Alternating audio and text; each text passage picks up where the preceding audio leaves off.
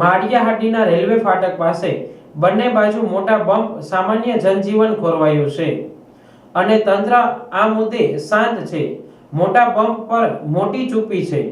જો આમાં રાહત નહીં મળે તો રોષ વધશે. રેલવે ફાટક પાસે બંને બાજુ મોટા બમ્પથી વાહન ચાલકો ત્રસ્ત છે. સામાન્ય જનતાના નાના વાહનો બમ્પને અડતા નુકસાન ભોગવે છે. ક્યાંક એન્જિનિયરે કયા દેશની ડિઝાઇનવાળા આ બંને બમ્પ બનાવ્યા હશે? આ બંને બમ્પ પાસે મોટા ખાડાઓ ક્યારે પૂરાશે?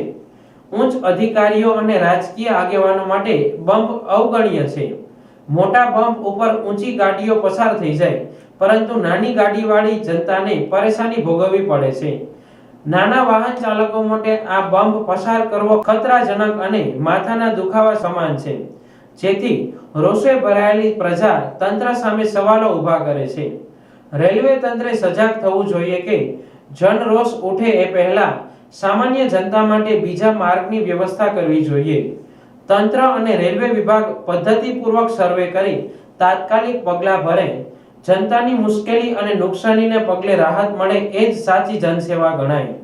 પ્રશ્ન મોટો નથી, પણ ઉપેક્ષાઘાતક છે. જનરોષને જાગૃતિમાં ફેરવવાની એ જ ઘડી છે. Maliya Hatina speed breaker railway station પાસે સ્પીડ બ્રેકર બહુ મોટા है અને ખાડા બહુ જ છે. વારંવાર ગાડીને નીચે ચેમ્બરમાં અડી જાય છે, એટલે નુકસાન બહુ મોટા પાયે થાય છે. ધૂળ નાખે એટલે વ્યવસ્થિત કરો. વ્યવસ્થિત